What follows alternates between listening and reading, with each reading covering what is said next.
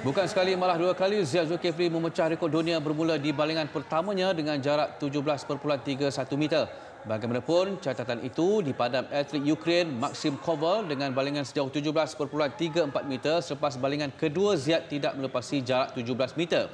Bagaimanapun, anak jati Gombak Selangor ini tidak menunggu lama untuk merampas kembali penguasaannya. Kali ini di lontaran ketiga, Ziad mengeras segala tenaganya untuk mencatat jarak 17.94 meter yang bukan sahaja merampas pendahuluan tapi juga memecah rekod dunia buat kali kedua. Tiada seorang pun yang mampu mengusik catatan itu walaupun ada percubaan daripada Maxim Koval untuk merampasnya. Sehingga tamat kesemua lontaran buat 8 atlet di final lontar peluru F20 ini, catatan 17.94 meter milik Ziad mengesahkannya sebagai juara. Tetapi kemudian emas dan catatan rekod dunia dibatalkan selepas Ukraine buat protes dengan mendakwa Ziad dan dua atlet lain lambat masuk ke bilik panggilan. Itu yang menjadi tanda tanya buat seluruh rakyat Malaysia ketika ini. Adakah protes itu betul-betul sahih ataupun adakah boleh kita katakan sebagai satu tindakan yang saja hendak merampas emas daripada kontingen Malaysia? Okey, baik, siasatan masih lagi dijalankan. Kita masih lagi berusaha untuk mendapatkan kepastian. Apapun, kita nak menghubungi rakan setugas Bazia Azmi yang kini berada di kediaman Ziad Zulkifli di Gombak, Selangor, yang mungkin boleh berkongsi tentang cerita bagaimana keluarga Ziad menerima keputusan ini dan reaksi mereka selepas melakukan balingan 17.94 meter. Terus saja bersama dengan Bazia Azmi. Ya, satu situasi yang sememangnya masih lagi menyedihkan di kediaman Ziad di Bangi Selangor ini, tetapi saya sebenarnya nak berkongsikan situasi terkini di mana sebenarnya saya dapat Ziad Zulkifli, kalau boleh isteri Ziad, Zafira, sebenarnya sedang video call. Mungkin cameraman boleh shot sikit. Ziad, apa yang berlaku di sana ketika ini? Tak tahu, kita tengah menunggu lagi. Menunggu lagi. Ada berita gembira lah. Masih lagi tunggu keputusan protes. Bagaimana dengan emosi Ziad ketika ini? Isteri bimbang dengan emosi anda. Saya tak. Okey. Saya dah buat yang terbaik dah untuk Malaysia. Akhirnya berlaku perkara seperti ini. Apa yang Ziad dapat katakan? Nak kata apa-apa lah. Nampak. Tahulah saya cakap. Ziad, macam mana dengan jurulatih, macam mana dengan sekretariat kita? Adakah mereka yakin bahawa emas itu masih lagi menjadi milik Ziad? Saya tak tahu cakap sebab saya jauh dari diorang kan. So, tak tahu lah. Saya call bini saya sebab dia tengah tunggu dia punya result. Saya jauh dengan diorang kan. Harap okey lah, semua okey lah. Okey, kita berharap supaya keputusan pihak kepada Ziad dan Malaysia. Zafira, mungkin anda dapat kongsikan situasi. Anda bercakap lama dengan Ziad sebentar tadi. Boleh kongsikan sedikit?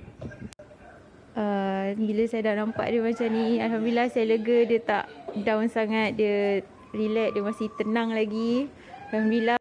Saya takut gila, emosi dia terganggu sangat, down sangat. Tapi bila dah dapat cakap macam ni, saya dah tenang sikit lah.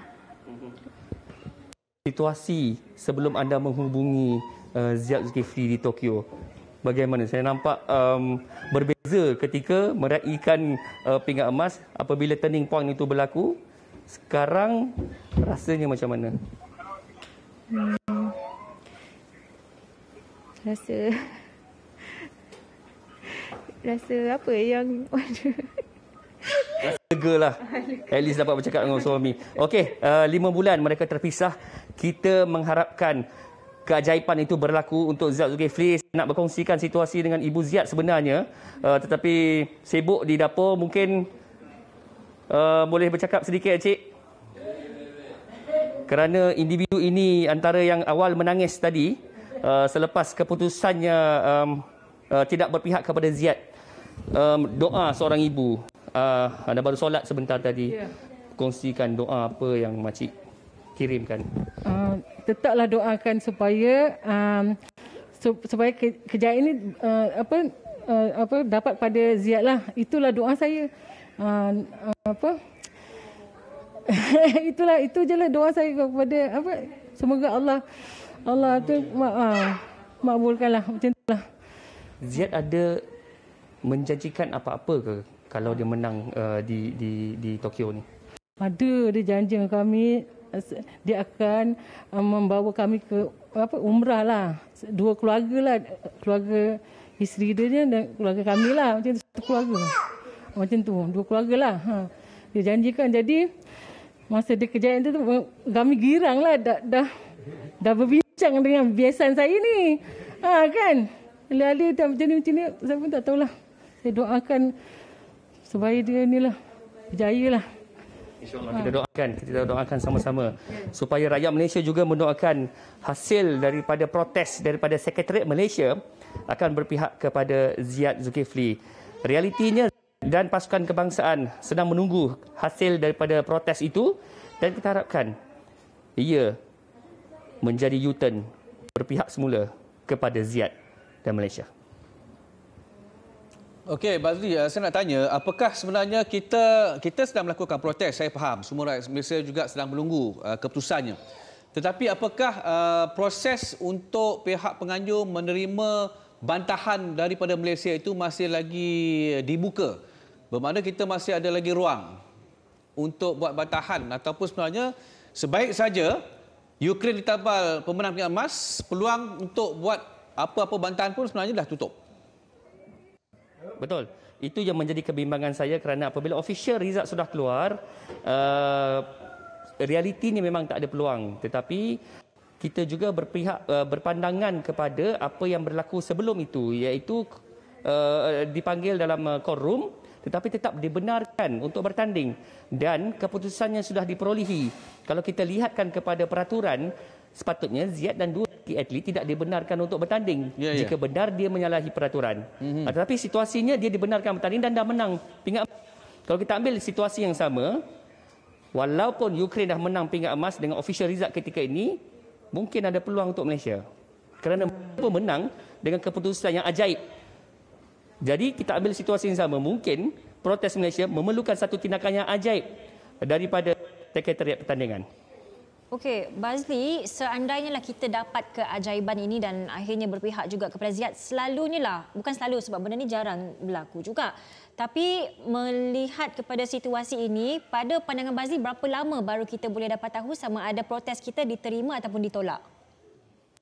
Okey, saya tidak pasti mengenai tempoh protes untuk Paralimpik. Kerana ia berbeza dengan apa yang dilakukan untuk atlet normal. Realitinya memang ada tempoh masa dan sepatutnya apabila official result itu sudah keluar, ia ialah satu keputusan yang rasmi. Tetapi seperti saya katakan sebentar tadi, apabila keajaiban diperlukan untuk membatalkan penyertaan Ziyad, situasi yang perlukan keajaiban juga untuk membatalkan official result kali ini. Realitinya saya tidak pernah berdepan dengan situasi ini di mana atlet dibenarkan bertanding, sudah dapat pingat, akhirnya dibatalkan. Saya tidak pernah dengar perkara ini berlaku di seluruh dunia pun. Dan itu saya katakan bahawa mungkin kita mengharapkan doa dan keajaiban untuk tukar balik keputusan yang ada ketika ini. Okey, Bazli, saya baru mendapat maklumat, difahamkan bahawa ketika pertandingan itu tadi sedang berlangsung, sudah ada protes yang dikemukakan oleh pihak Ukraine. Tetapi pihak penganjur Sekretariat masih meneruskan juga pertandingan. Jadi apa yang boleh kita bincangkan mengenai perkara dan maklumat terbaru yang kita terima ini? Ya, itu yang menjadi pertikaian kerana apabila atlet tidak mengikut peraturan dalam courtroom atau waiting room, mereka sepatutnya tidak boleh diteruskan bertanding. Tetapi dalam situasi ini sangat berbeza. Atlet dibenarkan bertanding sehingga tamat saingan, sudah menang pingat dan pecah rekod dunia. Baru protes itu dipertimbangkan semula oleh Sekretariat, oleh juri, oleh pengadil. Situasi ini memang perlukan, saya fikir kalaulah keputusan ini kekal, maksudnya Ukraine menang, Maxim Koval menang, ia akan menjadi satu pertikaian yang sangat panjang. Mungkin boleh dibawa sehingga ke Mahkamah Timbang Antara Sukan, CAS. Kerana ia memang tidak adil untuk Malaysia. Okey, Baldi dah menyebut Mahkamah Timbang Tara Sukan. Katakan esok dilangsungkan juga, maknanya disahkan Ukraine memenangi pingat emas. Esok dia akan dikalungkan emas. Untuk kita bawa kes ini kepada Mahkamah Timbang Tara Sukan, boleh dilakukan selepas itu, selepas Paralimpik atau dalam tempoh Paralimpik ini, Baldi? Boleh dipertimbangkan oleh Sekretariat Malaysia, terutamanya untuk Majlis Paralimpik Malaysia untuk memanjangkan situasi ini. Tapi dalam situasi ini ia terpulang kepada atlet, jurulatih dan MPM untuk membawa sejauh mana perkara ini. Kerana kalau ikutkan pada peraturan, atlet yang sudah terlepas korum memang tidak boleh bertanding. Tetapi dalam situasi ini dibenarkan sehingga menang pingat. Kita tunggu saja keputusan daripada protes tim Malaysia yang kita harapkan akan dapat keputusannya bila-bila masa daripada sekarang sebelum upacara kalungan yang akan berlangsung pada esok. Alright, okey, Bazli, sejujurnya situasi di Astro Arena tadi apabila mendapat tahu emas kita ditarik balik sangat-sangat gloomy, sangat-sangat sedih, tapi untuk family Ziyad sendiri di sana, Bazli menyaksikan reaksi mereka. Macam mana mereka menerima berita ini, Bazli? Adakah macam mana nak describe tu?